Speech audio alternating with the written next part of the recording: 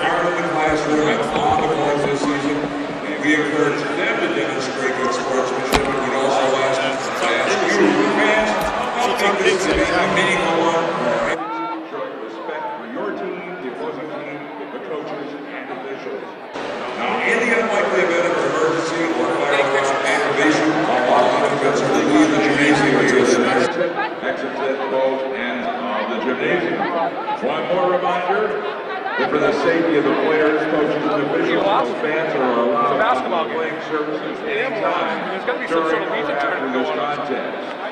And now, the starting lineups from the Astros number 3 and NHIAA.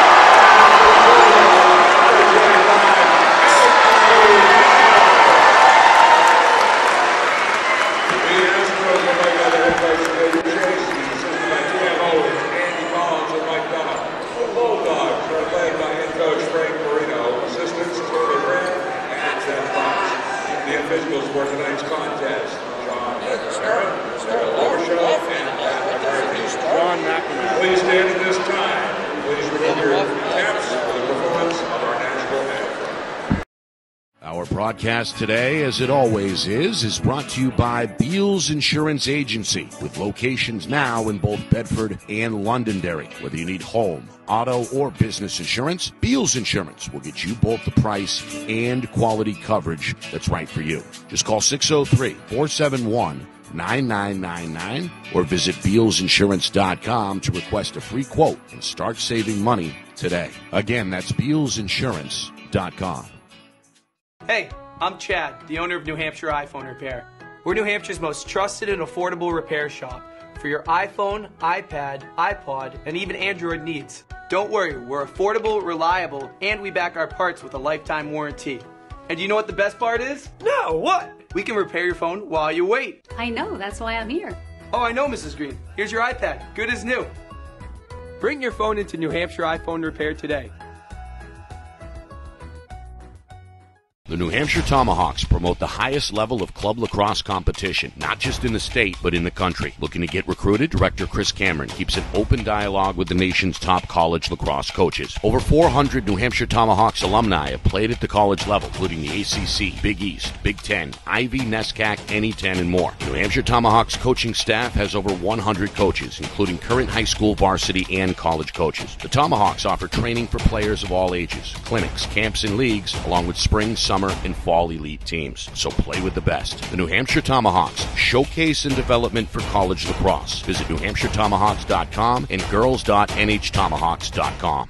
How can you reach your team's fundraising goals at no risk and no cost? MG Sports offers a variety of products to make your team's fundraiser a success. Their products include tickets and discount cards to hundreds of local businesses. MG Sports now has a digital platform where athletes can raise funds in the comfort and safety of their own home. So become another athletic program like Bedford, Goffstown, or Memorial that sets fundraising records every season. MG Sports, fundraising made easy. Visit mgsportsfundraising.com to start raising money for your team today. Buy local and save big. For over 26 years, Spectrum Monthly has been providing great local offers from businesses in New Hampshire and Massachusetts, delivered to your mailbox every month. Spectrum is chock full of savings from your favorite businesses. From local restaurants and retail stores to entertainment, fitness, and home improvement services. You'll have easy access to thousands of dollars in savings, including exclusive offers for Spectrum readers. Every month, enter our readership contest for a chance at winning cash and local gift certificates. Spectrum Monthly. No one brings you better offers.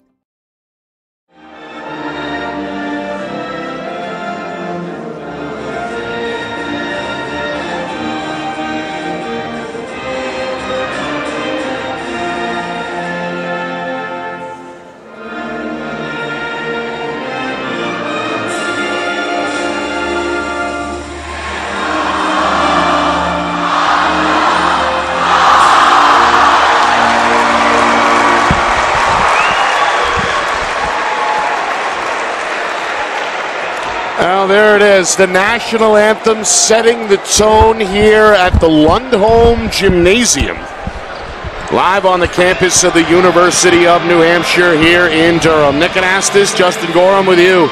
Bedford and Pinkerton, two of the best programs in the state. All eyes on those two teams really most of the year. They both went 17-1 during the regular season. Both had convincing semifinal victories back on Wednesday night and are both ready to let it all hang out here in this championship affair. Man, I tell you what, if anybody gets looking, we got up top going on here. We got guys sitting at the top. We got people leaning where they're not supposed to be leaning. If anything goes crazy, Nick, just run for the wall and we'll go out the door. I'll tell you that right now. Standing room only. Forget the fire code, apparently, as they are stuffing no folks fire code today into every nook and cranny here in the gym. Better than 5,000 on hand. We got a jump ball here to begin the game, and Pinkerton is going to win the tip. It's Tyrone Chin, one of two Chins playing in their final high school game. Here's a steal by Caden Brown. He's got an easy layup to put Bedford on the board early. It is going to be way loud in here today. Right there, you don't want to come out right away, a steal, a turnover. And again, we're playing so far away. Good pass. Jenkins contested, tip no, but a foul is going to come in the paint. 25 seconds into the basketball game. It's against Bedford's Aiden O'Connell. And of course, we know that name. He led the Goffstown Grizzlies to this spot a year ago. They fell by 2 in the end to Trinity, transferred during the offseason, and has become an integral part of what Coach Moreno has been trying to do here. He's been a staple of the starting lineup, and he draws his first foul here. Meanwhile, Tyrone Chin takes advantage, knocks down the first free throw, a chance to tie here, and the right-hander will do so. That was a rare foul call on the controlled tip. You know, that's a shot, right? People a lot of times don't realize that's a shot. You get a rebound and a shot at the same time. Here's Soden. Can't connect. That's Luke Soden, one of the best pure scorers in the state, had 42 in the overtime victory over Trinity back in the quarterfinals. Oh, what a game. What a game that was. Could have gone either way. Astros looking for the lead. They go inside. Marshall goes right over the top of Dylan Lafferty for 2. Lafferty can't stop him in the paint. You're going to have to double him or not allow him to get on the low block. Aiden O'Connell fired it up over Jackson, but can't connect. The rebound for Anthony Chin gives Pinkerton the ball. They've got a 4-2 lead. Let's see if Pinkerton decides to slow it down, go inside, take their time on offense, and don't push the action so much and not turn this into a running situation, because they'll get run off like we talked about at the beginning. Tempo important. Astros, led by Dave Chase, the head coach at midcourt, calls out the play. Bedford, of course, in a man-to-man. That's likely the look, at least in the half-court set defensively. Got the big fella out the high post. Big country. High post. Now they move him down low. Got him in the right spot. That's a tough one. You got to keep him down there. Lafferty doing a good job pushing him off the block. Meanwhile, Tyrone Chin sees a seam, lobs it underneath. The catch made by Jenkins, but had a tough angle and missed. Rebound, Aiden O'Connell, and here he comes. Down the lane, lost the ball. Soden collects and almost got that one to fall. Does draw the foul and will shoot 2. A chance to tie here for Bedford. 2 minutes gone by. It's 4-2 Astros. Now, you just saw, if you watch that, you see the big difference. Marshall had a really hard time getting back and keeping up with Bedford when they attack the basket, when they run like that, as did Sean Jenkins, who got fouled. Well, maybe he didn't get fouled, but below the basket, missed that shot. That's a way too far underneath. Yeah. Neither one of them got back. It was 5-on-3. Tough to run with Bedford. One of the fastest teams that we've seen. Free throw up and in. Soden 2 for 2, and we're tied at 4. And see, already Pinkerton is kind of taking their time, bringing the ball up the floor. Yep. You know, you need to use some clock here, and there's a foul. That's an offensive foul, a moving screen as absolutely Ethan Johnston's going to get whistled. Kind of leaned to his left into the Bedford player, right in front of the official, Daryl Robichaud. We've got 3 of the best in the state blowing the whistles tonight. Daryl Robichaud, Pat McCarthy, and John McNamara. And he already has, I mean, within seconds, he has 2 fouls. That would be, right, Ethan Johnston, 2 fouls already. Comes out of the game as Pinkerton goes to the bench for the first time. They bring on the sophomore guard, Parker Bienvenu Cernuda, who has played well during this postseason run and really all season. Good as block, the too. Unofficial 6th man. This one tipped away. That's going to be a fun matchup to watch. Brown against Anthony Chin. Brown considered by many to be Bedford's best on-the-ball defender. And, of course, Lafferty draws the unenviable matchup of Jackson Marshall. Yeah, if they just go one-on-one in the paint right there, Lafferty's in big trouble. This pass tipped, nearly stolen by O'Connell, and it's last touched by Pinkerton. Yeah, they've already gone and put Marshall at the high post multiple times, which is okay if you're running some backdoor cuts and all that, but you got to put him on the low block. I don't know how many times we could say it, right? I'm not going to beat a dead horse, but you got to put him on the low block. His lone bucket came from just outside the paint. You can't stop him on the low block. He's too big. He's too strong. Astro fans chanting defense. Luke Soden trying to quiet them with a 3, and he will. That's the last guy you want to leave open. A wide open 3. All right, young fella didn't get out there, get a hand up. Wide open 3. He's got a great stroke. He does. His first field goal, he's got 5 points. Meanwhile, Brady O'Connell has checked in for the first time. The 5'11 sophomore injured that right knee late in the regular season and has played limited minutes since. Meanwhile, this one denied in the post. Bedford comes up with their 3rd takeaway. They've yet to commit a turnover themselves. That one nearly got away from Soden, but he comes up shooting and scoring, and Bedford now has rattled off 7 straight. Yeah, you know, you bring in Parker Bienvenu, and right away he throws the ball away twice. Can't throw the ball inside to the big fella. Right there you have an advantage inside. They're not throwing it in. Meanwhile, Chin going to draw a foul. He had Brown trapped on his back. And the foul's going to go against Caden Brown. So 2 team fouls each way as Brown is hit with his first. Bedford a 9-4 lead. They've scored 7 straight as we hit the midway point first quarter. I'm just curious how Brady O'Connell is going to move today. He came in, he's limping already. Just, you know, from the get-go, he's not walking correctly. Yeah. I believe the injury occurred against Pinkerton. Yeah, I think you're right. It was. In fact, it was. Yeah, absolutely. A little over a month ago, back on February the 10th. Here's Chin. Catch in face. He's got Brown on him. He's going to drop step. He's going to lose the ball and turn it over. He does a nice job. He has good footwork inside. Just tends to maybe overspin and over move, I think, you know, instead of going up quick. And Brown doing a good job staying home. Oh, absolutely. So a 9-4 Bedford lead. They've got the basketball. Pinkerton throwing a zone look for the first time. 3-pointer. Aiden O'Connell is going to drain it from the wing. And that is going to lead to a Pinkerton timeout. Coach Chase has seen enough. The Bulldogs have rattled off now 10 unanswered and leave 10-4. But that's what they do, though. They shoot well. You can't give them threes. You've got to make them attack the basket and send them and keep your big man down below and send them that way. And they won't be able to get those easy baskets underneath, right? Get out on them. You're going to have to change your zone. It's going to have to be a 3-2 zone where you get out the shooters, keep your big guy home.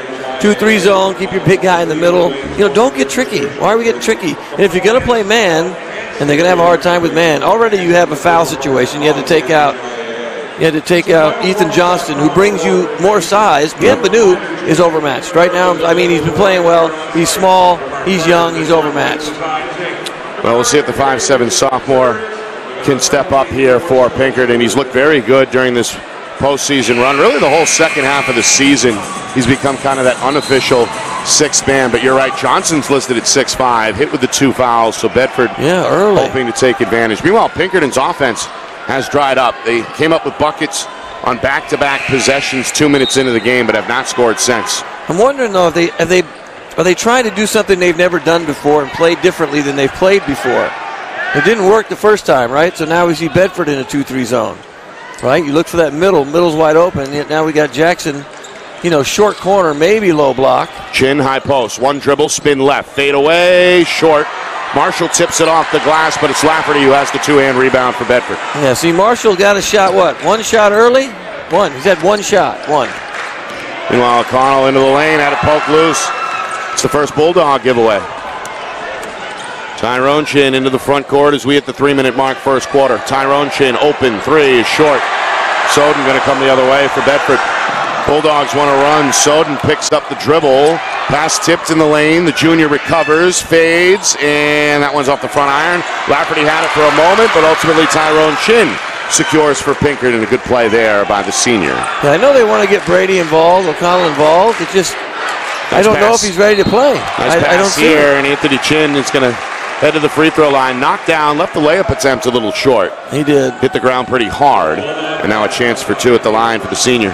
He had a little pump fake, catch the ball, pump fake. He gets maybe an easy 2-footer right there without the foul. Foul's going to go against Caden Brown. That's his second, so something for Coach Moreno now to think about. He's got a couple coming in. He's got Sean Toscano, the senior, over at the scorer's table, along with Nico Bedoyan, the sophomore guard. So they're going to come on. Lafferty and Brown are going to sit. Pinkerton brings on Tyler Herland, 6-foot senior guard, who replaces the sophomore Bienvenu Cernuda. Bienvenu to you as well. One more for Chin, the right-hander. Missing the first and the second as that one rolls out. Rebound goes to Brady O'Connell, and Bedford still with a 12-4 lead. Is going to draw a foul here.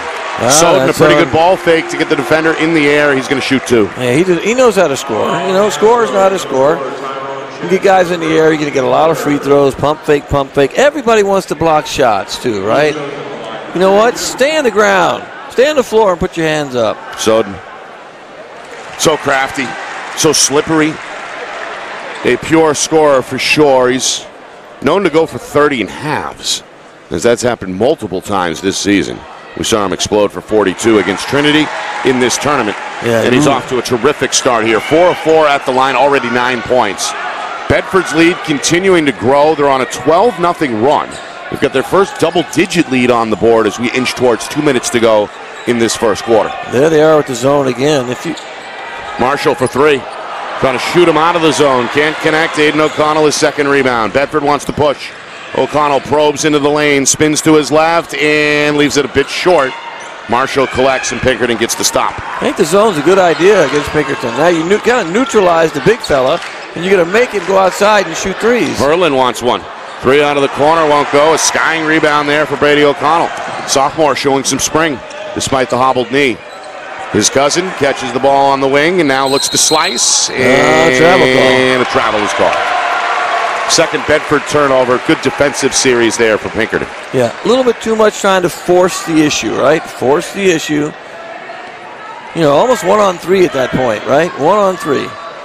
Move the ball. Coach is saying you hear Coach Moreno yelling from the sideline, move the ball. Final 95 seconds. Pinkerton. 1-3-1. They've been scoreless over the last 5 minutes. 1-3-1 matchup zone. Yep. Another different look from Coach Moreno, who's known to switch it up. Looking for Marshall inside. The foul comes on the catch. Ooh, Soden got hit pretty hard in the cranium. He took a shot to the left side of the head. Left his feet to try and deny that entry pass and collided with Marshall. Yeah, that's a big collision. It's a big fella to collide with. The big country probably didn't even feel it. Soden's first, Bedford's 4th team foul. 3 on the other side against Pinkerton. Coach Moreno barking at the defense. Inside out, sets up a 3 for Jenkins, who connects from the corner. And if you can make those, you can pull Bedford out of the zone. Right. They needed that bucket, and they get a block on the other end. Tyrone Chin denying Soden. Marshall ends up with the basketball, and here comes Pinkerton. That's a good block. People don't realize he's not very big. So if you're up in his face, right, you get a hand up like that, his shot is blockable. Marshall in the corner, connects. Oh, catch and shoot for the big fella. Here come the Astros. They're back within 4. 6 unanswered on back-to-back possessions. Toscano, drive and kick, tipped and stolen by Jenkins. Yeah, Toscano's more of an easy, just catch and shoot, don't be tricky. Don't try and go to the basket, catch and shoot. Do what you do. Astros looking at the clock, down to 20 seconds here, first quarter. We'll see if they play for the final shot. They trail by 4. They've trailed most of this first quarter. Tyrone Chin down to 10 seconds. Picks up the dribble at the free throw line. Back to his brother Anthony. Got to attack. 7 seconds. Wants a one-on-one here with Aiden O'Connell. Down to 4 seconds. To the middle. Bounce pass. Tyrone. A good look at the 3. It won't go down, and that will do it for the first quarter. Bedford rattled off 12 unanswered. Built a 10-point lead. Pinkerton scores the final 6 points of the quarter. And it's just a 4-point difference as we head to the second period. Bedford 14, Pinkerton 10. You are watching the 2023 NHIAA Boys Basketball Division I State Championship game right here on Friday Night Lights, New Hampshire, broadcasting in conjunction with the NFHS Network.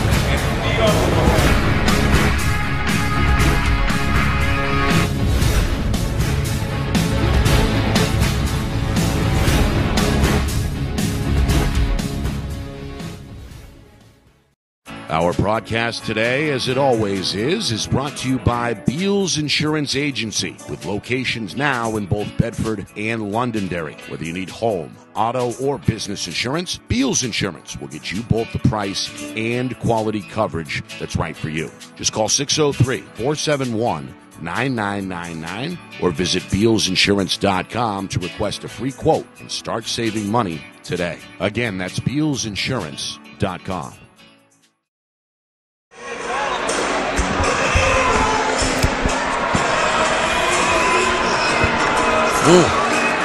Back here for the second quarter in Durham.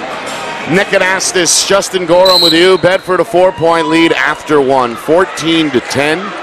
Bulldogs, after a 17-1 regular season, led by as many as 10 in that first quarter. Pinkerton able to connect on back-to-back three-pointers to cut the gap to 4 as we begin this second quarter. It's a rematch from over a month ago. These two teams met in Bedford.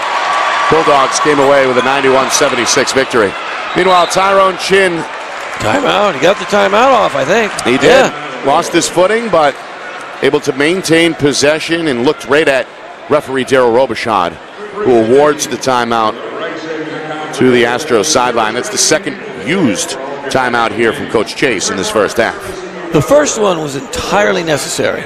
You know, you're getting beat. It's all of a sudden it's 12-4, and you're not doing anything at this point. This one, though, is out of necessity just to keep the ball. However, had it been a jump ball, you would have gotten the ball anyway. So you want to kind of have maybe your assistant keep an eye on that just to make sure. Don't waste your timeout if you don't have to. You know, you want to have that possession, but don't waste the timeout that you might need later on. All right. Tyrone Chin, Anthony Chin on the floor, along with Jenkins and Jackson. 4 of the 5 starters. The lone reserve in red on the floor is Tyler Herland. Bedford with O'Connell and Bedoyan, 2 reserve guards, along with Toscano, Soden, and Aiden O'Connell. This one goes off the knee of Aiden O'Connell, recovered by Pinkerton. Herland ready to shoot, and the lefty drills one from the near side wing. That's now 9 unanswered by Pinkerton, and the Astros are back within 1. Wide open shot, right? Well, he got left.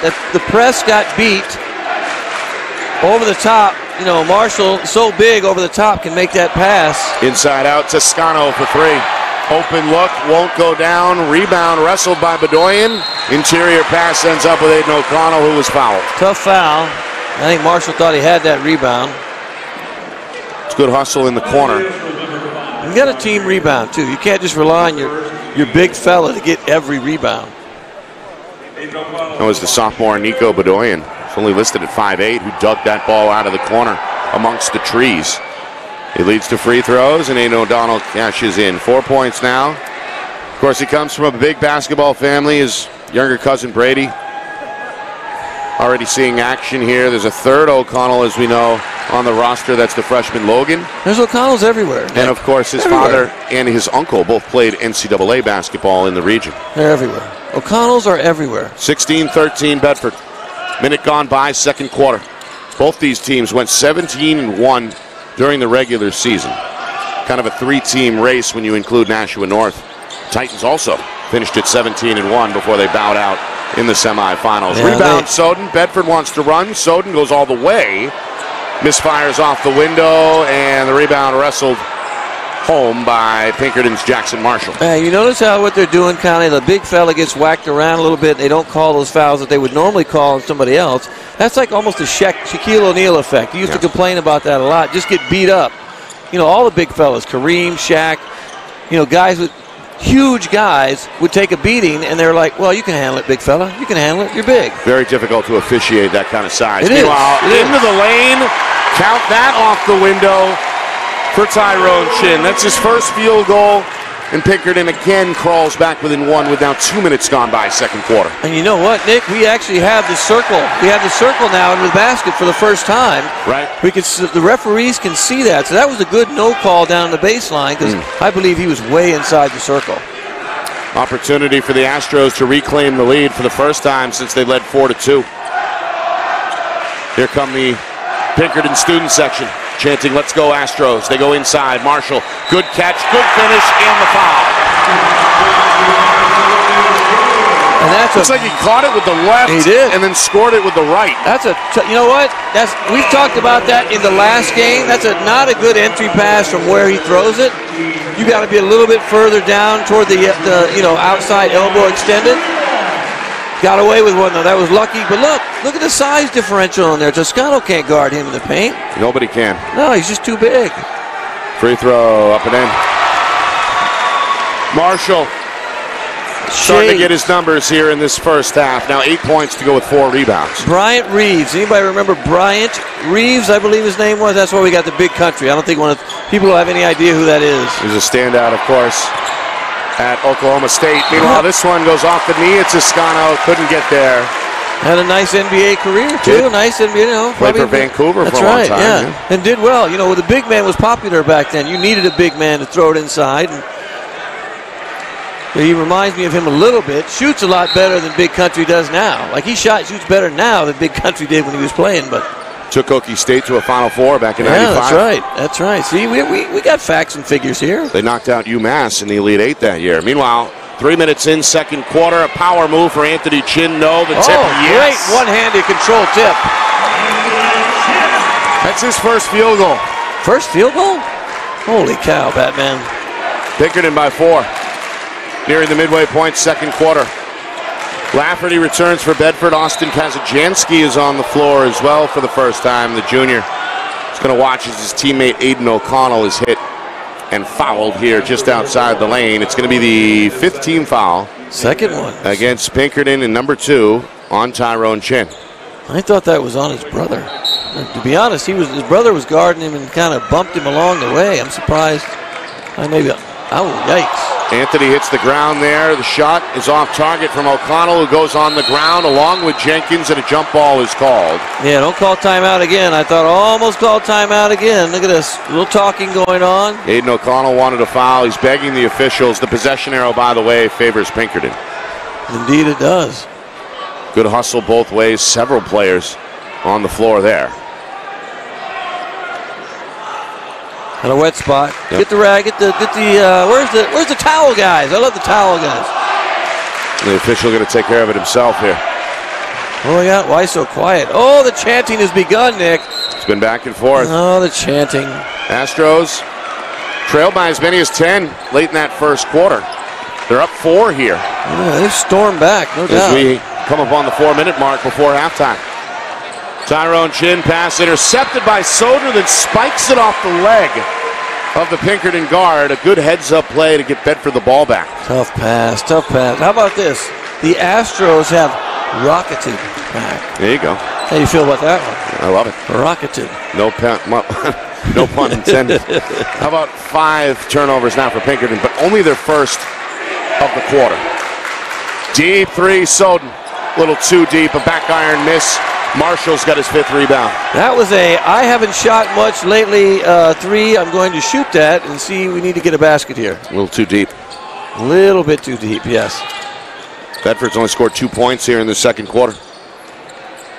Here's Tyrone Chin in the mid-block. Gonna fade. Couldn't get it over Kazajansky as it rattles in and out. Soden another board for Bedford. Aiden O'Connell knocks down the defender. Fires at 3. It goes around the horn and out. Another rebound for Marshall. No call. They're letting them play. They're letting them bang each other around quite a bit. That would, that. And then, do we run into more flopping though? Haven't seen much yet. That one down there was close. He kind of went and fell a little bit early, maybe. Meanwhile, Astros look to stretch their 4-point lead. Hurland, left-hander, can't find the 16-footer. Caden Brown the rebound. Kazajansky wants to run, goes up and under for 2.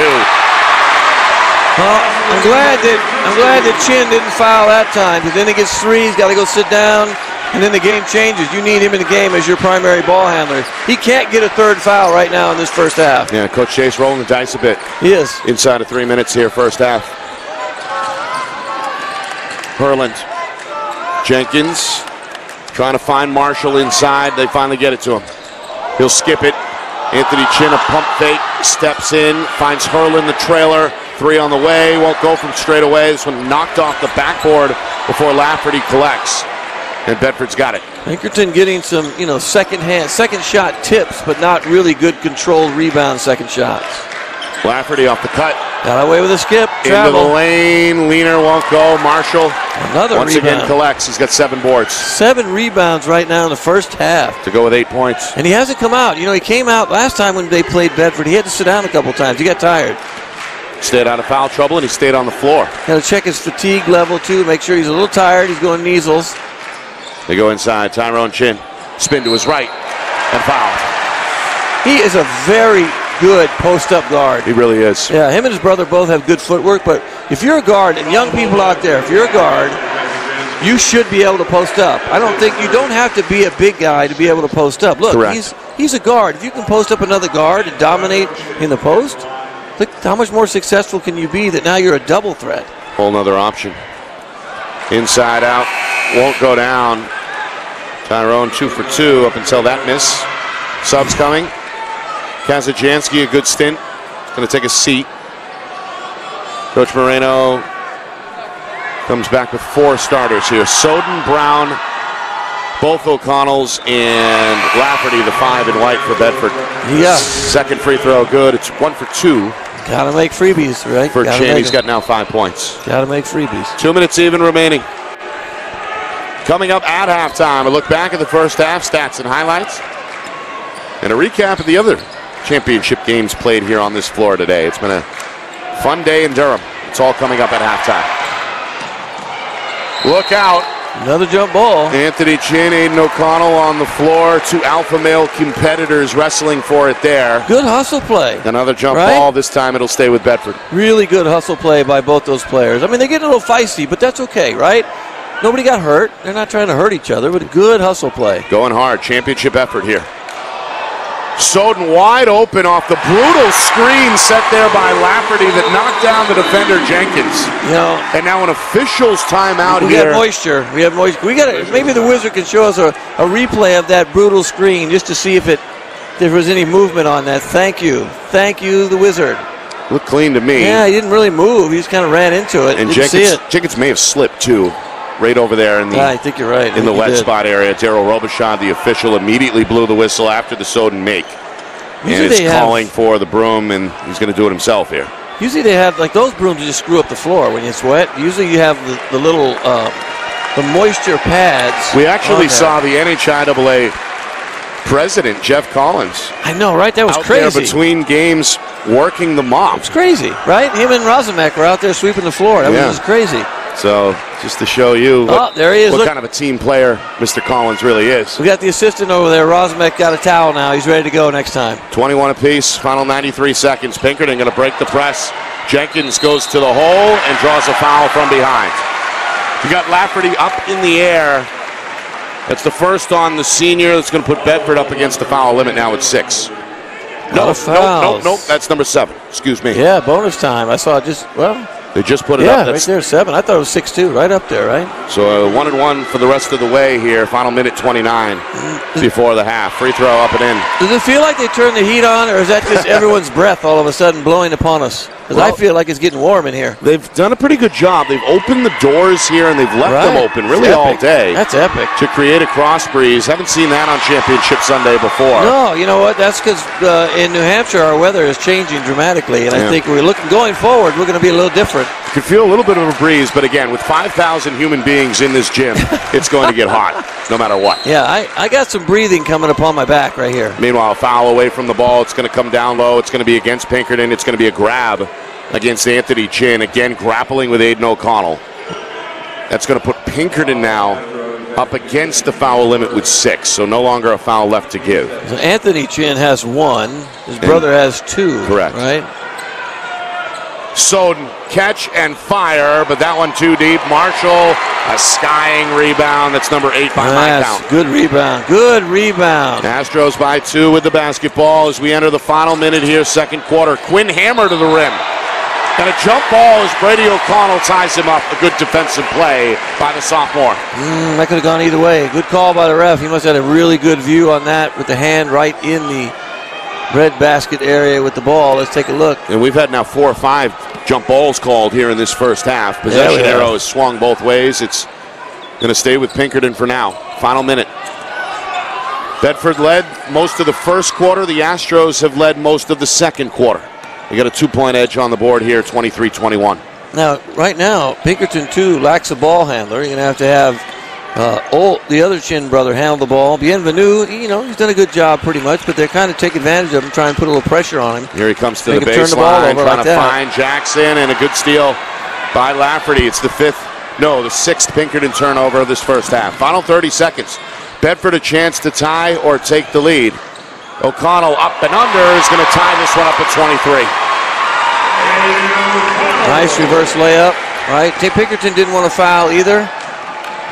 Got to stop turning the ball over, though. Bienvenu's been in twice. He's turned the ball over 3 or 4 times. Got to stop turning the ball over. He's going to come in the game. 10 seconds to go. Marshall in for 2. Gets the catch deep in the paint. Scores with the right hand. Astros by 2. Final seconds. Lafferty is not going to get it off. Did not, you know what? They didn't see the clock. No one saw the clock. Yeah, Lafferty taps himself on the chest and says, my bad. Astros will take it. A 2-point lead at halftime. Pinkerton 25, Bedford 23. Point guard's got to be aware at the end on that one. Brady O'Connell's in the game. He is the point guard. Should have been aware of the clock and make that decision to do something else and get it to your scores. But you know what? A great first half.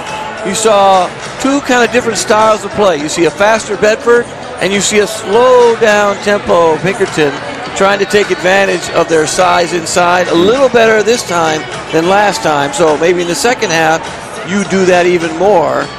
And they could probably win because guess what? Bedford only has 23 points in the first half. That's very rare. We've not seen that. Right? You hold them to 23 and you're down 2? Wow. Yeah. Pace favors Pinkerton. It does. At least at the midway point. It does, 25-23. When we come back, we'll add up the numbers, stats, highlights, and a recap of the other 3 championship games. They were all nail-biters as well. Oh, man, you're telling me. We've been spoiled here on Championship Sunday. 25-23, Pinkerton by 2 at the half. You are watching the 2023 NHIAA Boys Basketball Division I Championship game right here on Friday Night Lights, New Hampshire, broadcasting in conjunction with the NFHS Network.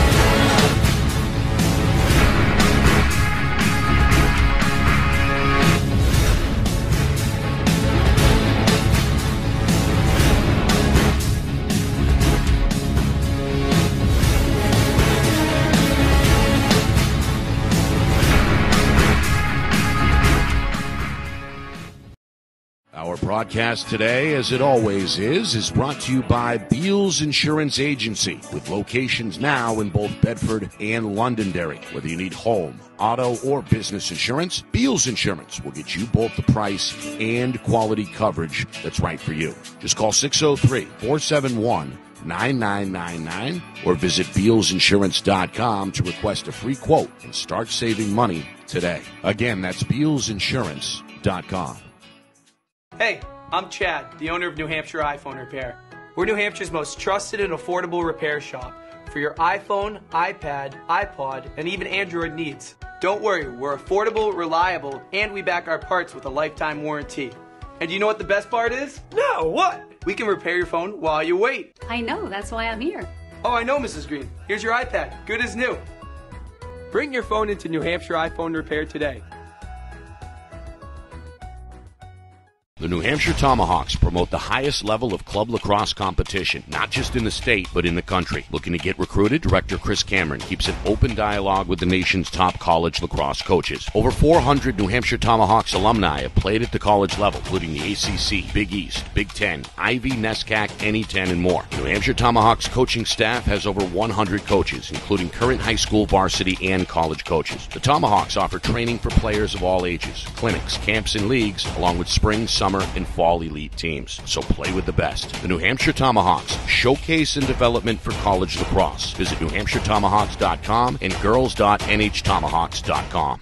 How can you reach your team's fundraising goals at no risk and no cost? MG Sports offers a variety of products to make your team's fundraiser a success. Their products include tickets and discount cards to hundreds of local businesses. MG Sports now has a digital platform where athletes can raise funds in the comfort and safety of their own home. So become another athletic program like Bedford, Goffstown, or Memorial that sets fundraising records every season. MG Sports, fundraising made easy. Visit mgsportsfundraising.com to start raising money for your team today.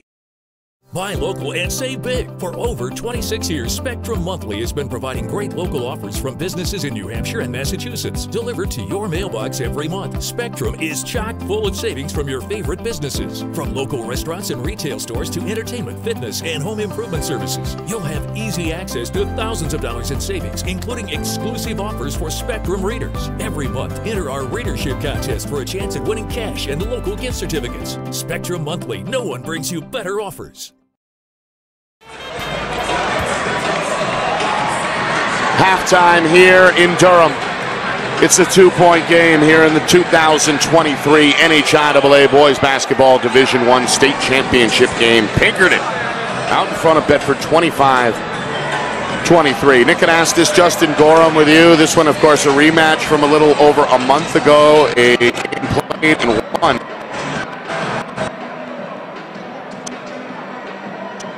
'76. That was the only loss for Pinkerton on the season.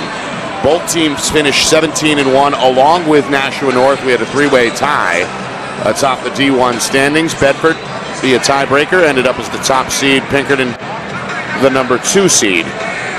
And appropriately enough, they meet here in the state championship. Bedford looking for their first basketball state title on the boys' side, at least, in school history.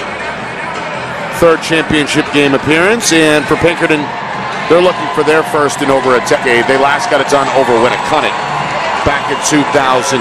First half, really the tale of two quarters. Bedford came out, at one point scored 12 unanswered, built up a 10-point lead. Pinkerton struck back with a run of their own to retake the lead early in the second quarter, and here we are, just a 2-point difference on the eve of the third quarter. Yeah, so it's almost like, they're starting over again, right? 2-point game.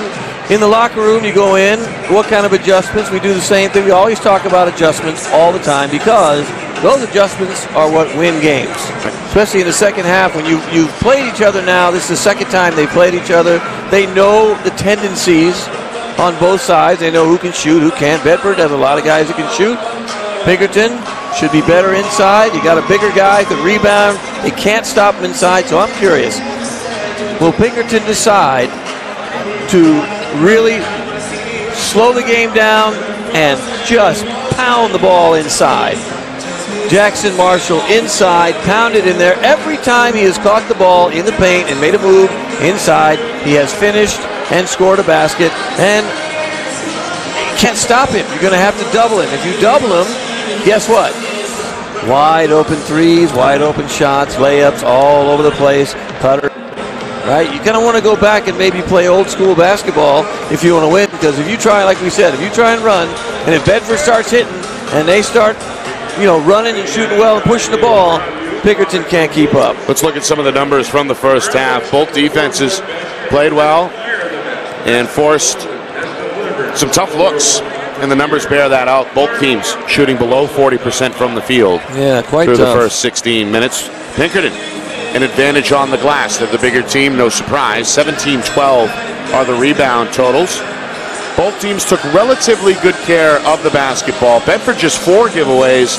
Pinkerton 7. Bulldogs converted, though, on those Astro mistakes, doubling up Pinkerton in points from turnovers, 12-6. That's big. That's a big stat there. Meanwhile, individually, Jackson Marshall on his way to another double-double for Pinkerton. He's the team's high scorer and rebounder with 10 points and 8 boards. And on the other side for Bedford, Luke Soden already with a dozen to go with a team-high 3 rebounds. And Aiden O'Connell playing well as usual, 7 points and a couple of boards. If you're just joining us, it's been a fun day here at the Lundholm Gymnasium. 3 championship affairs already in the books. Huge games, wonderfully huge and exciting games. A 3-point difference in the first game that was played at 10 in the morning here between Pembroke and Pelham. The boys' D2 final, won by Pelham in a back-and-forth thriller, 57-54. Then the drama couldn't get any better in the girls' Division II championship. Down by 1, Kennett against Bow. They had the basketball. They draw a foul against the Falcons at the buzzer. They put their starting point guard, Kaylee McClellan, to the line for 2, and she nails both to seal the deal for Kennett, 38-37. And rock star, Nick. Absolutely cool as the other side of the pillow. And then BG, a comeback effort against Bedford in the girls' Division I championship as the Cardinals go back-to-back. So it's been quite a day here at Lundholm Gymnasium, and we're in store, I feel like, for a good second half here as well. Meanwhile, Soden gets a leader in the lane to tie the game at 25. We have not been disappointed at all. Not for a minute have we been disappointed. These playoffs have been great. Like all through we've had pretty much, all really intense, good playoff games with exciting things that happen. We still go back to Holy Family with our crazy one guy hitting 3 buzzer beaters in the game, which was still shocking to me. Still blows me away. It really does. I don't think we'll ever see that again. Oh, I know. I'm 56. I haven't seen it till then. I don't think there's a chance unless I live to be 120, which is entirely possible. I hope entirely so. possible. First minute in the books here, third quarter. Pinkerton trying to run a high set here, trying to get it to Marshall, but Soden comes from behind to steal it. Players on the floor, and look out. Soden took a tumble, tripped up by Marshall, who's going to be hit with his first foul. Did he foul him? Great. I love the effort, though. He dove for the ball, full extension. And got a piece he cut of him the off, youngster as well. Yeah, you see Soden go down there. So got him on the leg. First on Marshall. That's okay. Play the entire first half without picking up a personal, but that's pretty good for him. He's hit with his first here with a minute gone by, third quarter. And now the Bulldogs look for the lead. Soden on the baseline, going to rise, going to go up and under, but can't convert with the left hand. Ball up for grabs, and guess who's got it? It's Jackson Marshall. 6'9", his big 9th rebound. Marshall. 25 all. Tyrone Chin leaves it for his brother, but guess what? Soden jumps the passing lane again. Up the floor to Brady O'Connell for 2. Running much better in the second half. And they started Brady O'Connell in the second half, which is a better decision, I think. Toscano defensively was a little bit overmatched, I think, in this game. So if Brady can move, that's a great idea to start him. Jenkins for 3, out of the corner. Able to connect. Meanwhile, Brown, a slicing move, looks for the quick answer, but can't find the touch. Marshall's got now a double-double with 10 and 10. Yeah, and Ethan Johnston, who had 2 fouls, had to sit down early. Almost got called. Almost got another foul right there and would have probably had to sit down yet again. Played very limited minutes in that first half, just over 2. Yeah, all due to foul trouble. I thought maybe they'd sneak him back in for about a minute, but, I mean, they need him. Obviously, he's back in the game. They need him. And I think that, sometimes we don't look at these too often, but I love these stats because they do plus minuses, right? So you get, Bienvenu was -9 on the floor, and then it just... That was in the absence of Johnston.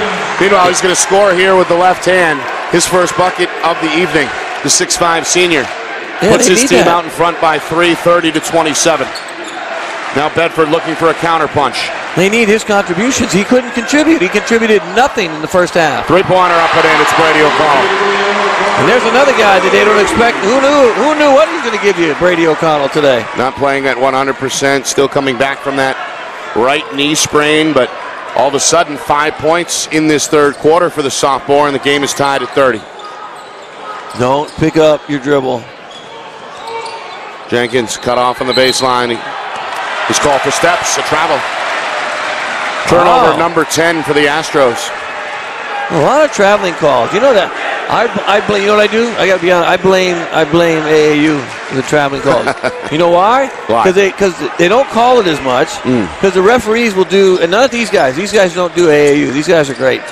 AAU, they'll do 10 games in a day, 12 games in a day. Right. So they don't call travels. They don't call fouls. They don't call anything. So guys get away with all these things. Aiden O'Connell to the rim is fouled.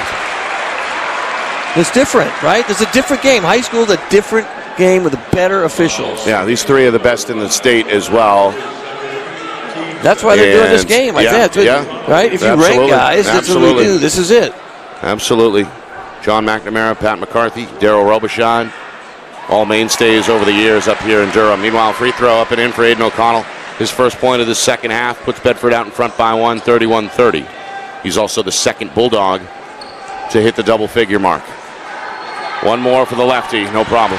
Doesn't miss very often. No, he doesn't. Does not miss very often. It's 4 for 4 tonight. 32-30 Bedford. Now it's on the Astros to respond here. Bulldogs at a man-to-man that's been the look most of the way here defensively. Take advantage. There you go. Inside. Good post up. Chin against Brown. Trying to double. There he is. Finds his brother on the cut for the layup. That's what inside post-up plays can do if you're a good passer. Chin with 7. Tyrone Chin with 7. Meanwhile, Brown tried to get that one up near the rim in a crowd. Can't quite find the coordinates there. Marshall another board. And Pinkerton going to slow it down here as we near the midway point. Third quarter, tied at 32. Had Marshall inside, one-on-one, did not throw it in. Inside out, Johnston for 3. Side iron miss, ball tipped back out, and Johnston's got it. A good two-hand grab here to secure it for Pinkerton. Meanwhile, Anthony Chin is fouled as he enters the lane. Yeah, they kind of fell down. But you had Marshall with a one-on-one with a smaller man in there. I'm surprised Johnston didn't throw it in there. He had a good shot to go from down the corner right into the big fella on the block. Meanwhile, the Bedford fans aren't happy with the foul. It's going to go against Brady O'Connell as first. It looks kind of like he fell down, but, you know, we can't really tell from every angle. They've been tripped up. Meanwhile, we're midway through the third quarter, and we got an offensive foul here against Tyrone Chin, and that is number 3. Might have hooked him a little bit. Let's see what the sign is. The call, yeah, he hooked him a little bit. Right in front of the baseline. Right in front of the baseline official, Pat McCaffrey. If you're going to hook somebody, you got to make sure the referee is not standing there looking right at you. 32 apiece, third on Chin. Third team foul against Pinkerton here in this third quarter. Again, Bedford looking for the lead. Soden for 3. Comes up short. Marshall is 12th rebound. Another rebound for the big fella. Been all over the glass. Astros look for the lead. Chin going to put it on the deck. Jenkins closed out here aggressively by Soden. Back over to Tyrone. Into the corner for Johnston. Astros have been patient tonight. Coach Chase trying to orchestrate from the sideline. Inside, and Marshall is fouled upon the catch. That's Soden, I think. Soden's second foul, maybe? They had 2 Bulldogs surrounding him, and they're going to hit Soden with the foul. That is his second.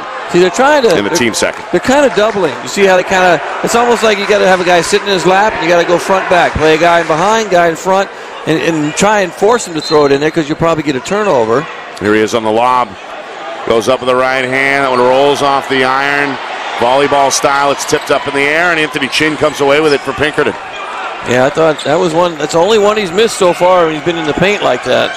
But he was going up on 3 guys at the time, wasn't he? Absolutely. Jeez. Tough to score. Surrounded by white jerseys. 3 minutes to go. Pinkerton still looking to break this tie.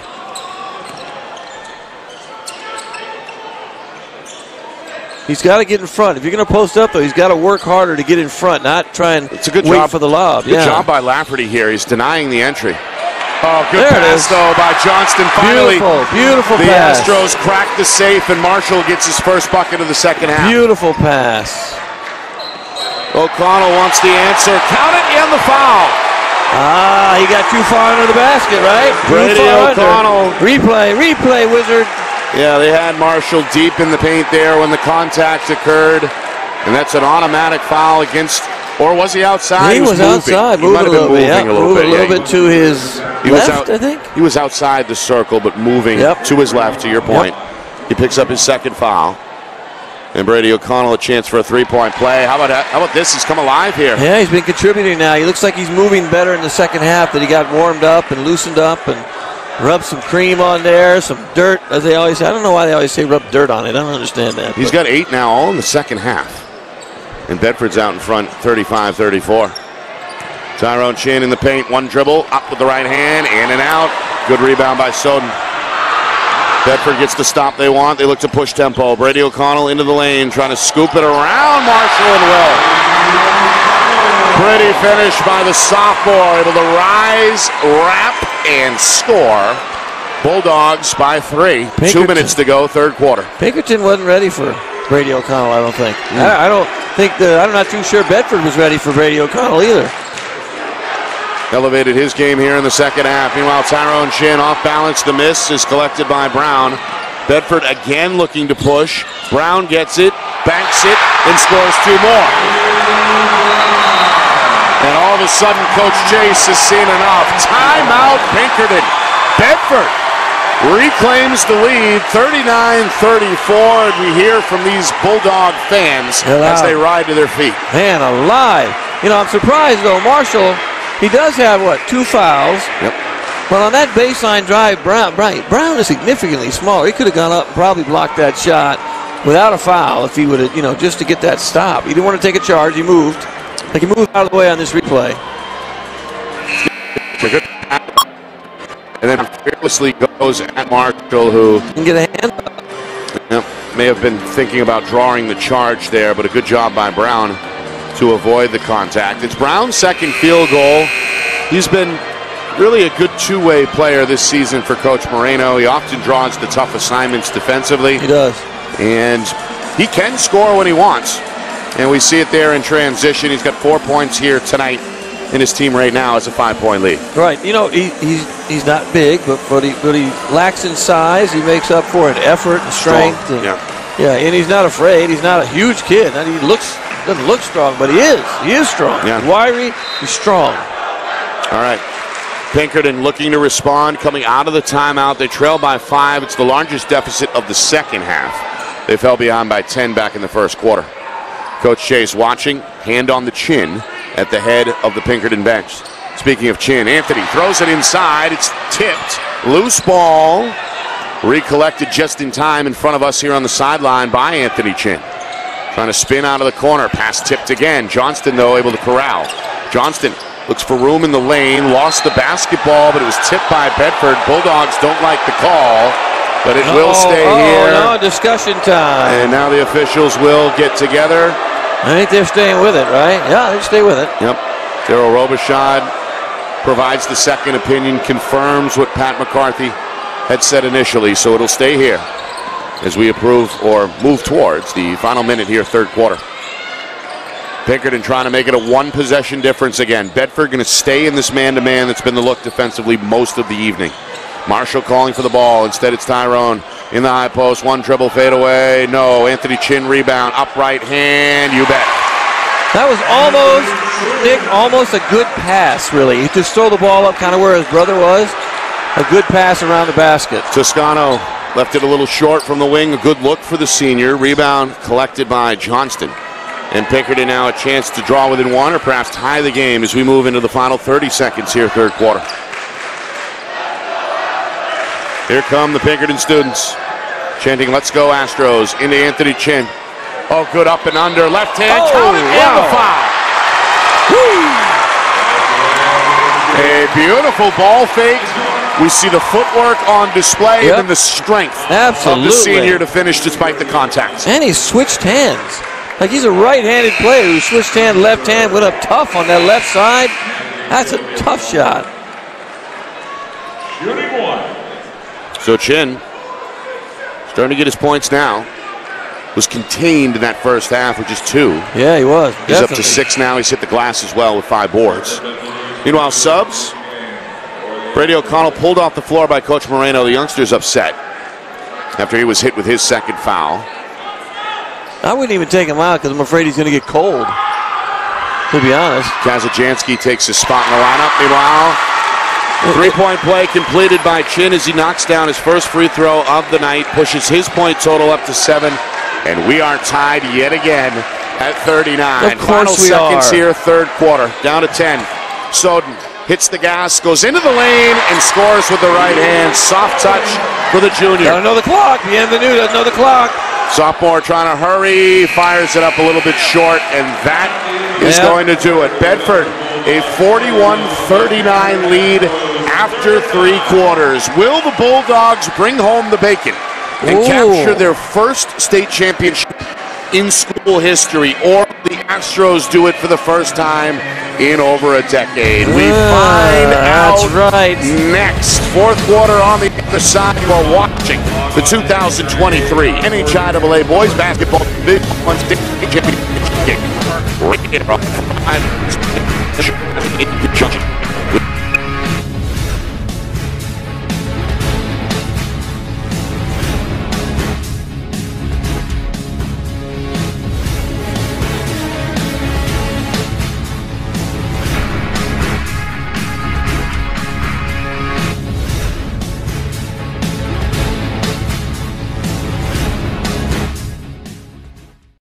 Our broadcast today, as it always is brought to you by Beals Insurance Agency, with locations now in both Bedford and Londonderry. Whether you need home, auto, or business insurance, Beals Insurance will get you both the price and quality coverage that's right for you. Just call 603-471-9999 or visit BealsInsurance.com to request a free quote and start saving money today. Again, that's BealsInsurance.com.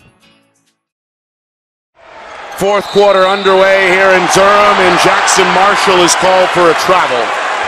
Yikes, you don't want to see that. That's going to give the basketball back to Bedford, a rare turnover by the big man. Nick Anastas, Justin Gorham with you. Final quarter of the season here as Bedford and Pinkerton have gone chin to chin. And this game has lived up to the hype at least through 3 quarters. Bedford built up an early 10-point lead in the first quarter as Aiden O'Connell gets 2 more here off the glass. Pinkerton made their move to recapture the lead in the second quarter and led 25-23 at the half. Bedford pushed the lead up to 5, the largest of the second half. About midway through that third quarter, now we've got a 4-point game. Here's Marshall trying to cut that in half, can't convert. A rare Rebound, miss. Kazajanski. Pull up, Aiden O'Connell finds the touch. Back-to-back buckets for the former Goffstown Grizzly, and Bedford leads by 6, 49-39. That was a rare miss inside by Marshall, and he had him. He had him one-on-one, he just missed it. Leaned the wrong way and just missed it. Bulldog fans chanting defense. Interior pass is denied. A good job there by Toscano. Fronting the post, gets his right hand on it and tips it out of bounds. Got to get the ball up. He's 6'9". Get the ball up in the air, and you got to practice that. Again, it's a skill that needs to be learned and done over and over again so you get really good at it. Marshall, 12 points, 12 rebounds. This one tipped away. Kazajanski got a hand on it. Bedford is 17-1 regular season. Pinkerton also 17-1. Nashua North crashed the party at 17-1. Titans eliminated by the Astros in Wednesday's semifinal. Marshall, second try. That's what I want to see. Pad his stats, get that extra rebound. He probably did that on purpose. 14-13 now, and a 45-41 score on the board. Pinkerton still trailing. Soden gets the step. The floater won't cooperate. Marshall another board. And now the Astros a chance to make it a 1-possession difference again. Anthony Chin wants it against Aiden O'Connell. It's been a fun matchup. He's in the post trying to spin his way out of trouble. He's going to go over the top with another bank shot. Beautiful shot. Lost the headband, but a beautiful shot. Anthony Chin approaching now double figures with 9. Aiden O'Connell trying to return the favor off the glass. Count it, and the foul is going to go against Sean Jenkins. He was waiting that time. I'd like to see a replay on that. They're not calling any charges. Every call on this is a block. I mean, maybe it was. Let's see. He moved to his right. A little bit to his right. Yep, a good effort. A good effort by Jenkins, but perhaps the right call there from Pat McCaffrey. Close.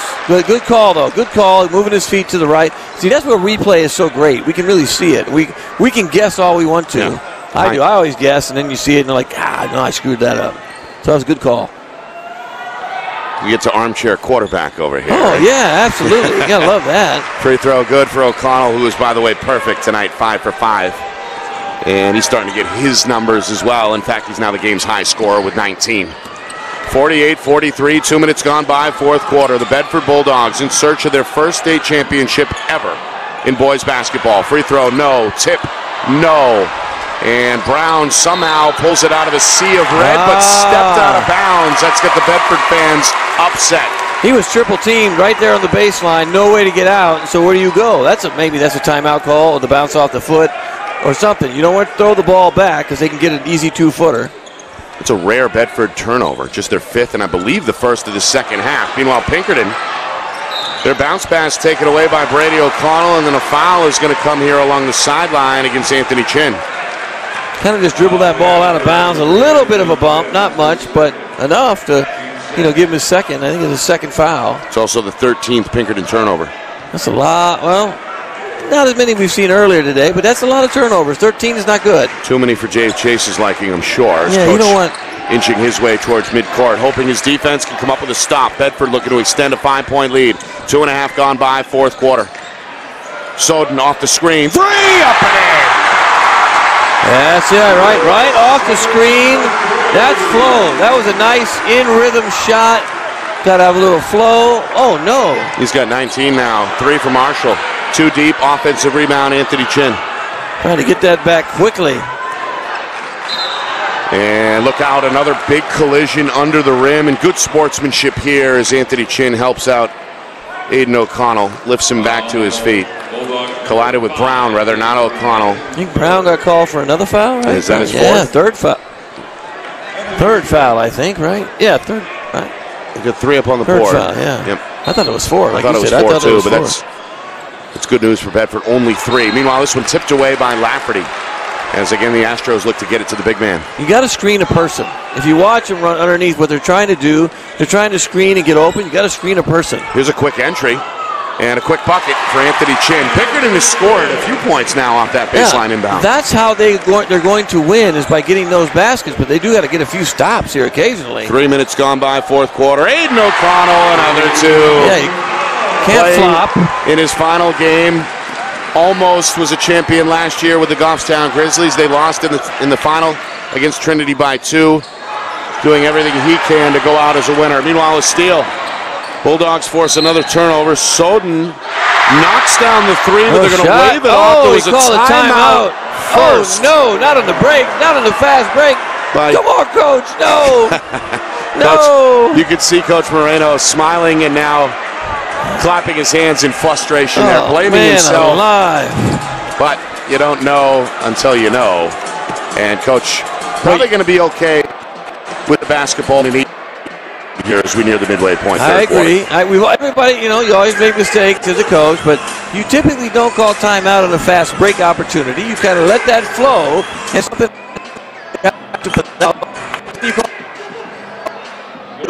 you know going to fire. NHIAA.org. Learn how to sign up your school, cash bonuses for your programs, and spread your school's spirit. New high school sports officials have the opportunity to make a difference in their community right away. Learn more about becoming a high school sports official by going to NHIAA.org.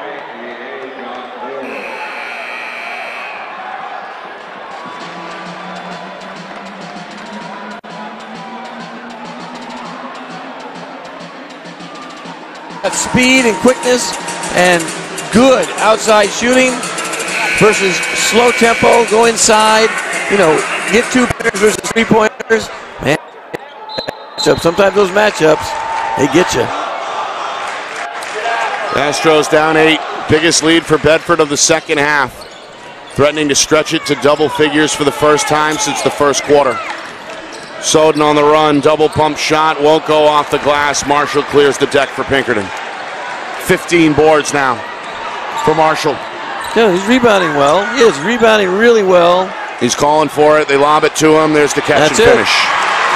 That's probably the third pass they made in there that was a really good lob pass. About the third one. Right on time, right on target. It leads to 2, and it's a 6-point game again midway through the fourth quarter. You got to get some stops, though. If you don't get a stop here a couple times down, you're in trouble. Aiden O'Connell hit on the wrist. We're talking a little bit of trash here between O'Connell and Chin. They've been going hard at one another really all game long. It's been a fun matchup to watch as these two competitors continue to jaw here. Aiden O'Connell getting ready to shoot too.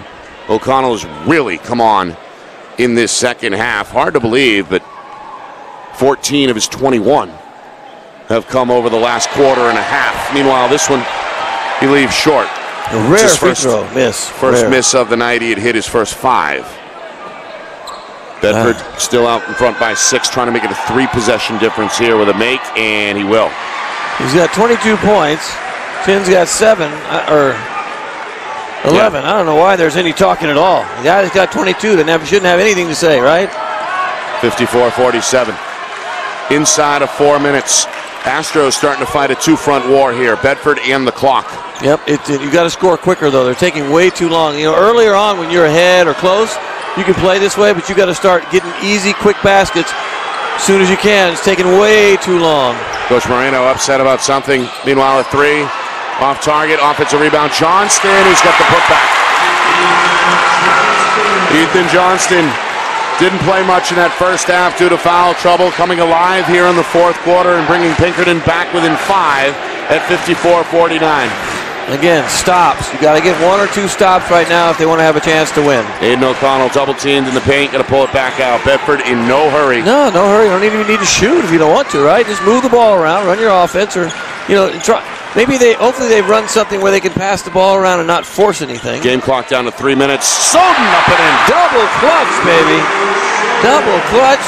No way you're blocking that. He hung, moved the ball around, put it back up again. Tough finish in a crowd. 22 now for the junior. Bedford's lead grows to 7 at 56-49. And here come the Bulldog faithful. Chanting defense. Catch and face Anthony Chin. 1 dribble, power shot, no, but a foul. Able to lean into the contact with the left shoulder, put it up with the right hand, and earns the whistle. Goes back to the line and stops this clock with 2:40 to go. You can't keep playing trading baskets right now, right? You got to score, and then you got to get stops, but you got to score earlier in the possession now. This, like you said, you made a great point. You're playing now against Bedford and the clock. Right. Meanwhile, Chin missed 2 free throws in the first half. He's now 2 for 2 at the line in the second half. 10 of his 12 have come since halftime. Been a mainstay of the program for a long time. Led Pinkerton to a Final Four appearance last year. Free throw is good. 2 for 2 trip. They needed him. They get him. Got to get a stop. Now we got a 1-2-2 half-court trap. Haven't seen this much from Pinkerton. Bedford, no problem with it. Count it, and the foul. It's going to go against Johnston. Soden able to bank it home despite the contact, and now a 3-point play opportunity. Bedford leads by 7, 58-51. Now, you know what I'm frustrated with watching this? Stop trying to get charges and play some defense. Play defense. Move your feet. Cut him off. Play defense. And stop falling down all the time. Everybody's falling down. You're not going to get these charge calls all the time. These guys aren't dumb. They've refed a million games. They're not going to call these charges when you're moving around. They're going to play defense. I think Coach Chase feels the same. 3-point play completed by Soden, who's got the rebound off the Marshall miss. His 5th tonight. O'Connell looking for a dagger here. Can't get it in the lane, but Ethan Johnston's outlet pass stolen away, and then Chin rips it free away from Lafferty. Here he comes with numbers. Tyrone, 2 dribbles. Banker rolls off the iron. Right back to him. Right hand finish. And with that, an immediate timeout comes from the Pinkerton sideline with 1:56 remaining. It's a 6-point game again at 59-53. Right now, I got to be honest. I don't know if Pinkerton shoots well enough to come back. If they don't get stops and stop flopping, stop trying to get every play somebody's trying to get a charge on one side or the other. Primarily Pinkerton, though, they've fallen down on the floor more times than anybody we've seen in the tournament right now. Right? Good defense, but Bedford's a better shooting team. You have to get stops. And you know what? I got to be honest, though, too. Bedford's not going to stop attacking. They're not. Have they ever stopped attacking yet? We've seen them play. They've been up 10. They've been up 6. They've been up 8. At the end of the game, have they ever stopped and just sort of pulled the ball out, moved the ball around, and tried to just hang on for the win? No, they just keep attacking and hope for the best. And meanwhile, they're 13 of 14 at the free throw line. 13 of 14. Pretty good, huh? So you're going to win that way. Astros facing an uphill battle here with less than 2 minutes remaining. Bedford has been a thorn in their side. They started 14-0 before catching their first and only loss about a month ago at Bedford. Finished up at 17-1. Had no problem. Tournament wins over Salem, Windham, and even Nashua North. A 20-point victory back on Wednesday, but Bedford has had their number. It is a matchup there. And they look to close it out here with a 59-53 lead. It's a different style of play. You're looking at a team that goes inside, gets a lot of 2-point field goals versus a lot of 3-point field goals and one field goal. Right. How many and ones has Bedford had? We don't have that stat in front of the and one stat. But there's been multiple. Oh, meanwhile, a little bit of a press here coming out of the timeout from Coach Chase. Brown is in trouble. Quick and timeout. He's bailed out by Coach Moreno. A timeout comes. He was triple teamed there right in front of the Bedford head coach. He did what was right, though. He stepped through the trap, made a great pass, and they were fine. Out here with a minute 50 remaining. 6 It's passing in the backcourt, right? Side to side. Ball. You still look to get the ball to the middle. It's a 1-2-2, right? 1-2-2 half-court trap, three-quarter court kind of trap. But they're gonna try and trap you as soon as you cross half-court, right? So stay out of the corners if you can, and you cross half-court, and get the ball to the middle, right? Ball to the middle, and you're going to get layups or easy baskets on the other end. Coming up after the game, the trophy presentation, the medal ceremony, and post-game interviews as well with members of the winning team and the winning head coach. That's coming up. Will it be Bedford entering the winner's circle for the first time in school history, or will Pinkerton join the other 3 champions crowned earlier today? We begin to find out right now. Minute 45 remaining.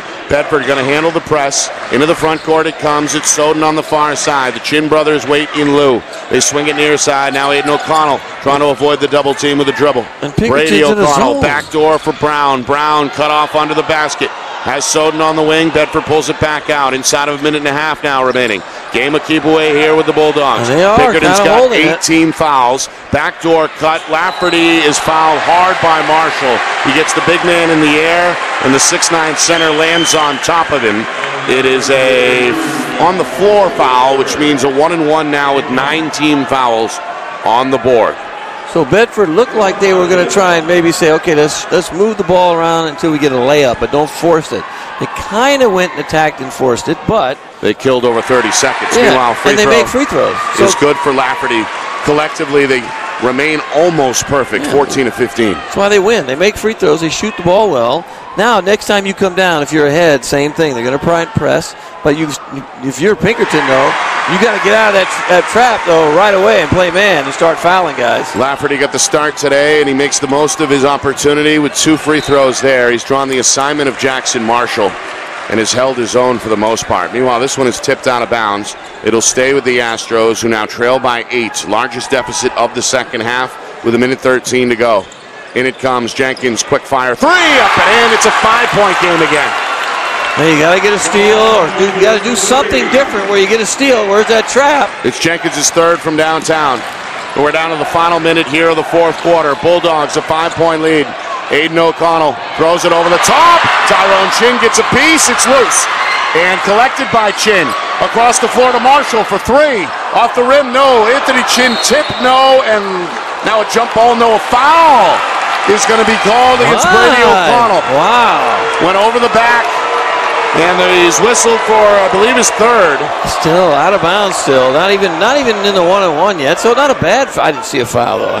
That puts Bedford up against the team foul limit with 6. So the next one will be 1-and-1.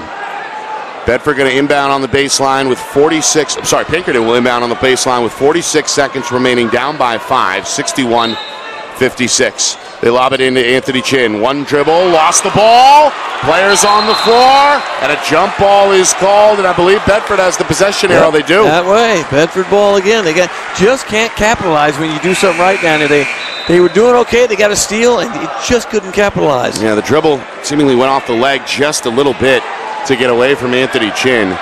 Bedford pounces on it. They force the jump, and they get the ball back with 42 seconds. Now, why are we taking the big fella out? Maybe just for trapping purposes only or defensive purposes only. But Coach Chase wants to give a foul here at some point. 35 seconds. Soden into the front court. Nearly lost the basketball. Coach Moreno again is going to call a timeout from the Bedford sideline.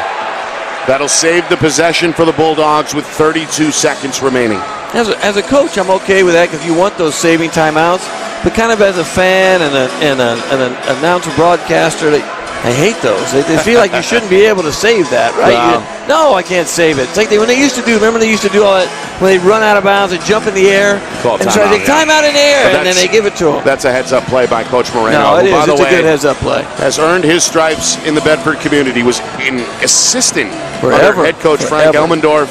And Coach Mike John Langlois. Fitzpatrick as well. And Fitzpatrick, you're right. As well. So, all in all, 8 years as an assistant, left for a couple of years, went to Bow for, I think, 2 years. And a couple then years back. at Bow, had some good players there, both some gigantic guys. He had like a 6'10 guy at Bow for a year. And then he came back once one of his mentors, Mark Elmendorf, retired and has had the job ever since. They went to the quarterfinals a year ago and are in the final here, looking for their first boys basketball state championship. They've led most of this second half, and now a foul is going to be called as again Aiden O'Connell and Anthony Chin are tied up. 30 seconds remain, and 2 more free throws on the way for the senior, who has been nearly perfect at the line tonight, 6 of 7. Yeah, and he usually is. You know, if you're going to foul him, you got to sort of pick. Who are you going to foul? You don't want to foul him. Right. There's nobody who can really foul. No, you can't foul him. You can't foul Soden. Everybody on the floor is a good free throw shooter for Bedford. Right. I mean, maybe I'd foul like Lafferty or Brown. Free throw in and out. Good foul that time, right? O'Connell's played every minute tonight. And he's had a stellar career, a 1,000-point scorer between his time with Goffstown and Bedford. He's fit right in with this new group after transferring to the school over the summer. Free throw up and in. 62-56. Still a 2-possession game. Final 25 seconds. Tyrone Chin into the front court. Johnston, baseline 2. Leaner won't go. O'Connell the rebound and a foul here against Ethan Johnston with 20 seconds to go. I'm thinking it's over now. I think Bedford's going to win this, and the crowd is going to go nuts. I just hope the bleachers don't collapse with all those people over there. I'm a little scared right now. We'll collapse. 5,000 strong in the building. About half of them on the far side, dressed in black. And cheering for the Bulldogs. They've got one of the best fan bases in the state. Parents, students. They travel well. They turn out.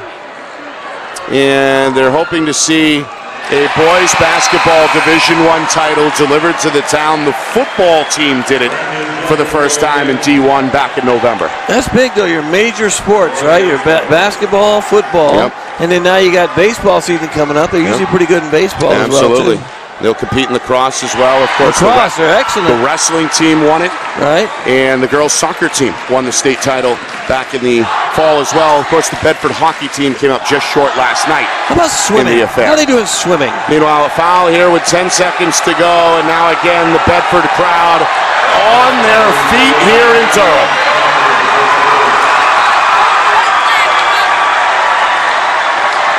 Oh, careful over there, jumping around. Scaring me. Having fun and enjoying the moment. What do we got? We got a tee? I missed that, but it looks like a technical. I didn't see anything. May have been a technical. Not sure. They're going to clear it. No, they're just clearing the lane. No tee. No tee. Pinkerton now going to come to the free throw lane. I was befuddled there for a moment. So was I, but no technical. So Soden, a regular 2-shot foul. It's double bonus time. Chase bringing in all his subs, though. Bringing in 4 players that haven't played. Soden's going to knock down another free throw. He pushes his total up to 26. Now a game high. Coach Chase going to pull his starters off the bench. And it's a bittersweet moment here for the Astros seniors. They accomplished a lot, but they are not going to go out as champions. Both losses suffered this season come at the hands of the Bedford Bulldogs. Soden, meanwhile, goes 2 for 2. And now the final 10 seconds set to run off the clock in a 10-point game. Bedford 66, Pinkerton 56. Soden rips down one more rebound, and there it is. The 2023 NHIAA Boys Basketball Division I state champions are the Bedford Bulldogs. They celebrate with their fans on the floor, and it's a wild scene here at the Lundholm Gymnasium. Coach Moreno being congratulated on the sidelines, hugging his staff, hugging friends and family. Meanwhile, the students continue to mosh pit here in front of us on the hardwood. Scared me, Nick. In Durham. It's a championship celebration to remember the Bulldogs went 17-1 during the regular season. Their first and only loss occurred back in December. And they round out the regular season with 13 straight wins, and now on top of that, 3 tournament victories as well. They dethroned Trinity in overtime, 93-91, had to come back from 18 down to get that done. That game was a week ago tonight. They beat South, a very good South team, 79-56 back on Wednesday. Blew that game open in the fourth quarter. They handled those guys. They handled them. And then they take care of business here in the fourth quarter against Pinkerton and win this one running away 66-56. Absolutely. And I still come down to it's a game of matchups, right? Or when you play against certain teams, the matchups are huge. And Pinkerton just did not match up well with Bedford. Bedford shoots too well. They run too well. They shoot free throws well. Defensively, they're good. Just too much, right? It's just too much firepower on the Bedford side. They're not overly big. They're not, intimidating. But, man, do they shoot the ball well. And they play well. Coach Moreno doing a great job, earning the victory, earning the first state championship in boys basketball for the Bedford Bulldogs, as it's becoming quickly the year of the Bulldog here in the state of New Hampshire. Bedford adding another trophy to the trophy case. Meanwhile, for Pinkerton, a lot of disappointed players over there in red for the Astros, but they can walk out of here with their heads held high. Absolutely. They had a tremendous season under Coach Chase. You go 17-1 during the regular season, and you get to the finals. Right? The finals will do it. Some final numbers here. How about 27 for Luke Soden and 25 for Aiden O'Connell? A 1-2 punch to remember for quite some time. That's why they've won. That's why they've won games, right? That 1-2 punch. I'm curious though. We're going to lose O'Connell. He's a senior. Will Soden come back, or will he go to prep school somewhere and play? When a guy usually scores that many points and you're a junior, tend to kind of go look for something different, right? We'll put it that way. Hey, I hope so. You don't want to watch the guy play, right? Again, but he's got some guys coming back next year. They can be pretty good again. Some of the final numbers here, team stats that jump out. Pinkerton, they won the battle on the glass, 33-20. 12 of those 33 were in the offensive end. That led to 16 second chance points. Only 2 for Bedford as Coach Moreno holds the trophy over his head. Where Bedford had an advantage was clearly at the free throw line. 19 of 21 is where they end up. Pinkerton not bad in their own right. 9 of 12 on the other side. But they only got 12. And in defeat, of course, Jackson Marshall posting some eye-popping numbers, 16 points, 15 rebounds, and shot nearly 50% from the floor. Yeah, I mean, he played fairly well, but they don't know how to throw the ball inside. They don't know how to use him correctly. The other players just don't know how to get him the ball. Well, it's tough that nobody plays that way anymore. You got to credit Bedford did a good job denying him the basketball. Double team and did all that, and they couldn't get the ball inside. All right, we are waiting now, hopefully, for Coach Moreno and Aiden O'Connell, Luke Soden. Might be a while. Our 2 high scorers are going to join us here momentarily at the scorers table. Might be a while. We'll see. They got a lot of excitement with all the awards and all that, but they did. They played really well. They did. They were just a better team. Coach Moreno, all smiles. A big hug there for Aiden O'Connell, the newest Bulldog to join the program, and what a difference he made, not just tonight either, but all season long. Coach Moreno, joined by assistants Tyler Grand and Jeff Butts. He's kind of the defensive coordinator there. And, of course, the whole thing is overseen by my old friend, athletic director Corey Parker, who's holding the championship net and the trophy. All right, Coach Moreno going through the handshake line. Pinkerton with Jackson Marshall. We're going to see him on the baseball diamond. He's one of the best in the business in the springtime when it comes to... Is he a pitcher? Pitching. I mean, look at him. He's that big and throwing that ball at you. I mean, like, I'm not going there. There's Randy Johnson over there. What am I doing with that? I don't want any part of that. All right, Ada O'Connell, I think maybe the first up. We're going to get Luke Soden, I believe, in a moment as well. Executive producer Steve Beals working hard. And, yeah, they're going to come over here in just a moment. But just to recap this one, Bedford built a 10-point lead right out of the gate. Yeah. Scored 12 in a row at one point in that first quarter. Pinkerton struck back in the second, wrestled the lead back, and actually led a low-scoring affair 25-23 at halftime. It stayed a 2-point affair after 3 quarters, but this time Bedford took the lead into the fourth quarter, 41-39, and then combination of free throw shooting, some timely plays really on both ends. Oh, yeah, absolutely. Down the stretch, seals the deal 66-56. There's the team photo. State champions. First time ever. Remember, Bedford came close. Back in 2017, they lost to Portsmouth in this final spot. And in 2012, a loss against Portsmouth again, this time back in Division II. Well, look how important certain things are, the little things. Making free throws, right? Shooting the ball well. In this day and age, you have to shoot the ball well, and that's what they do. They shoot threes well.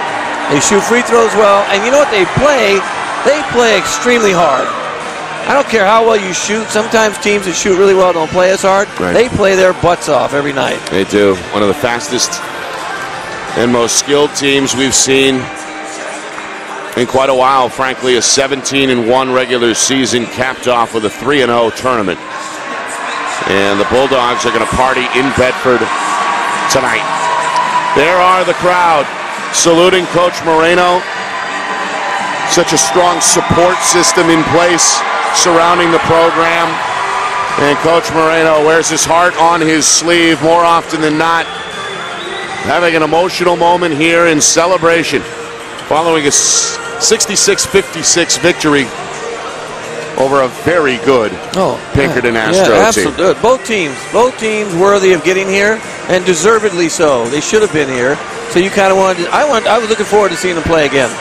I wanted to see him play a second time to see if Pinkerton could do anything different to try to, keep the game close, and they did. They kept the game close until the very end when, Bedford just too much. Here comes Coach Moreno carrying the trophy. He's got the game net around his neck, and now he's going to put the headset on top of his head. Coach, congratulations. Thank you very much. On a victory that was well deserved. You guys never quit. Pinkerton made their move, it looked like, in that second quarter. Put you guys on your heels a little bit, down 2 at halftime, but they came out uber competent, erased the deficit, and pulled away down the stretch in that fourth quarter. What was the key in your mind? Well, first of all, I made a really boneheaded move and went zone in the second quarter, and they rained a couple of threes on us, so I had 2,000 people behind me telling me to get back into man-to-man, which we did. But then in the second half, we made a little bit of an adjustment, and we went 5 out, started screening away a little bit, opened up the floor. That helped us. We kept the game plan defensively, which was just try to keep the ball out of Anthony and Marshall's hands and just fight like hell underneath. Yeah. But offensively, we made a little bit of adjustments and just opened the floor up a little bit and let us get to the rim, and we made our free throws, and I think that was the big difference. Huge. 19 of 21 collectively. That'll make any coach proud at any level. How about your 2 stars tonight? Soden ends up with what? 27, and Aiden O'Connell right behind him at 25. How remarkable of a 1-2 punch were they for you all season? Yeah, it's I can't even describe it. I mean, you've got 2 guys who just can finish at the rim. They can pull up from mid-range. They've got a deep threat. And they both rebound really, really well. Aiden, he's just an animal on the boards. And then you see Luke flying out of nowhere, and he'll crash glass too. They're just like you said, a really, really powerful 1-2 punch. And then the role players as well had their moments on and off during the season. I noticed you started Dylan Lafferty tonight after bringing him off the bench most of the year. He had the unenviable assignment of trying to front the post, and I thought he held his own. He did such a great job, and when I talked to him before the game, I said, do what you do well, and just really, really fight down there. I couldn't be prouder of how hard he worked. And I got to give props to Brady O'Connell, who came in the second half, and he hit a big three. He just, after coming off of an injury, his third quarter really helped us, get that lift. Yeah, he did. Scored most of his points in that third quarter. And finally, Coach Sean Toscano. Got to mention him, one of the outgoing seniors. May or may not have had one of his better games tonight, but he came up big for you all year. Yeah, he did, and he guarded everyone. He was guarding Marshall for a while. He was guarding Tai Chin for a while. He's just so versatile and just does his job, whatever you ask him to do, and he just grinds, and if he's not hitting shots, he'll do other things. He'll do dirty work. I just love coaching him. What does this one mean for you personally?